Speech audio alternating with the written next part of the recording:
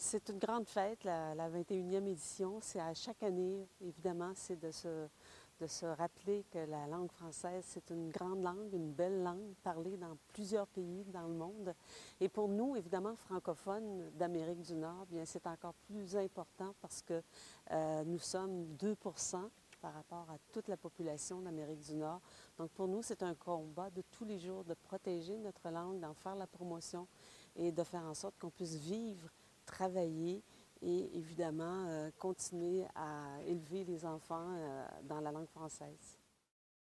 C'est très impressionnant parce qu'on le sait, la langue française, c'est une langue difficile et aussi il y a beaucoup d'attractions pour la langue anglaise. Alors de voir des jeunes qui s'intéressent passionnément à la langue française, vraiment, ça vient me chercher.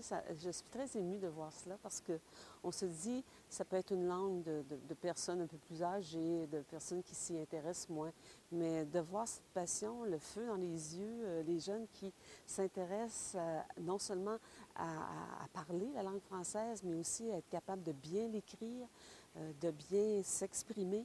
Je trouve que c'est très, très, très intéressant et ça donne beaucoup d'espoir aussi pour la langue française. La langue française est une langue qui est parlée, comme je le disais, dans plusieurs pays du monde. Le plus grand nombre de francophones, on les retrouve en Afrique de l'Ouest. Et il va y avoir d'ici 2050 un boom démographique incroyable. Alors, les locuteurs francophones d'ici quelques années vont être assez nombreux et je pense que c'est intéressant de voir que on mette autant d'énergie à vouloir l'apprendre. Parce qu'il y a aussi une possibilité de faire carrière, il y a une possibilité d'aller, de voyager, de s'en servir de cette langue française. Aussi, le texte, je trouve ça fort intéressant parce que c'est Dany Laferrière, c'est le dernier ouvrage de Dany Laferrière. Et c'est un ouvrage que j'ai lu et que j'ai beaucoup aimé parce que c'est un ouvrage qui parle aux immigrants. Alors, c'est l'histoire, je le dis rapidement, c'est Dany Laferrière qui parle à un ami qui rencontre un jeune homme qu'il rencontre par hasard, qui devient son ami, qui arrive du Cameroun.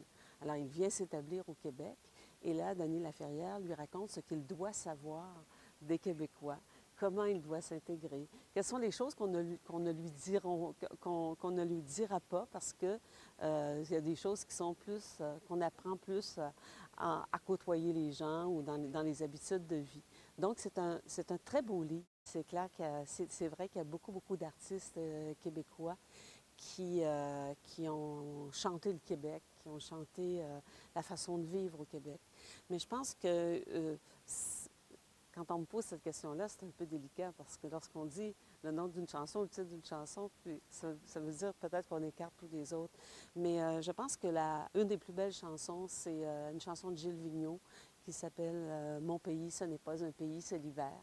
C'est une très, très belle chanson qui parle évidemment de ce Québec dans sa réalité nordique.